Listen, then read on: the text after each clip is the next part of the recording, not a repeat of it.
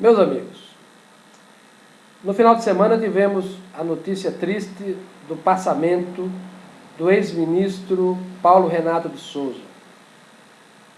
Eu tive a oportunidade de conhecer Paulo Renato em Brasília, ele é uma figura muito simpática pessoalmente. Mas eu não quero falar aqui da pessoa do Paulo Renato, sim do educador Paulo Renato. Paulo Renato foi um dos maiores agentes da Revolução Gramsciana que tomou conta do Brasil nos outros 40 anos. No seu período, como ministro da Educação, nós vimos que o material escrito distribuído à rede pública de ensino caiu de nível, se tornou crescentemente material de propaganda política esquerdista. Esse processo foi depois aprofundado com a entrada do PT no poder. Mas foi um passo necessário para que o próprio PT ascendesse ao poder. Fazia parte, vamos dizer assim, da propaganda política necessária para que um partido jacobino, com todas as suas letras, pudesse tomar o poder maior da nação. Então não podemos dizer que Paulo Renato de Souza foi um grande educador. Eu diria até mesmo que foi o contrário disso. A sua grande obra, tão louvada, o Enem, não é nada. O que é o Enem? O Enem não passa de uma enorme engenhoca burocrática de autoavaliação que desperdiça energia para nada. Eu penso que o período do Paulo Renato foi crucial, que é o período do Fernando Henrique, para que nós caíssemos nesse momento de desastrosa situação em que se encontra a educação pública nacional. E não só a educação pública nacional. O processo, ele se esparramou por todo o processo de ensino nacional. Meus amigos, não é da prática se falar de mortos, mas eu não estou aqui falando de uma pessoa qualquer. Eu estou falando de alguém que comandou a educação, uma área muito sensível. Eu conversava com amigos sobre, por exemplo, a grande passeata gay, um carna gay, que houve na Paulista no domingo passado. Um evento desse não teria sido possível 20 anos atrás.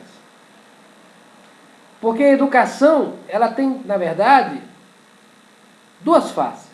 Uma é a preparação intelectual, a capacidade, vamos dizer assim, analítica e de dissertação que o jovem tem que ter, os conhecimentos gerais necessários para que seu intelecto seja desenvolvido. Mas o outro lado é o lado moral, que na nossa sociedade, em grande parte, se confunde com os valores cristãos. Um dos efeitos mais brutais, mais deletérios, piores dessa herança gramsciana de Paulo Renato foi o apodrecimento da educação moral.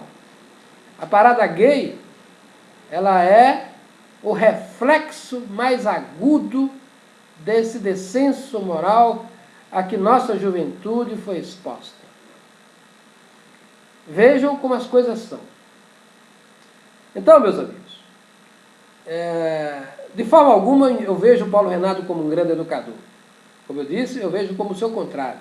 Como eu disse, eu vejo o Paulo Renato como um agente graúdo desse processo de revolução gramsciana em que o Brasil mergulhou lá nos anos 60. Eu acho que se a data de corte tivesse que ser definida, eu diria que foi 1969, quando Fernando Henrique Cardoso fundou o SEBRAP, essa fábrica de militantes comunistas. São disseminadores da ideologia comunista. Essa gente depois tomou todas, literalmente todas as universidades do Brasil. Quem não reza pela cartilha, originalmente feita pelo SEBRAP, não consegue cátedra em nenhuma universidade no Brasil. Isso é trágico. Então nós temos que ver os fatos históricos como eles são. Como o Paulo Renato fechou o ciclo ao falecer, podemos agora fazer a análise. E a análise que eu faço é a mais cruel possível, a mais dura possível. Foi um descenso. Foi a antipedagogia. Foi a hegemonia da pedagogia ao revés. Eu não tenho uma palavra de elogio ao trabalho pedagógico de Paulo Renato Souza. Muito ao contrário. Ele está consonante àquilo que o seu mentor político, Fernando Henrique, quis.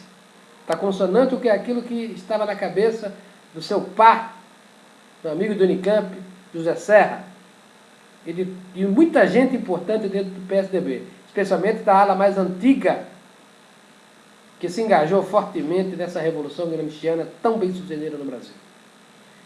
Meus amigos, eu espero que Paulo Renato tenha uma boa acolhida nos céus. Nós vamos penar muitos anos para desfazer o mal feito que ele nos deixou por herança.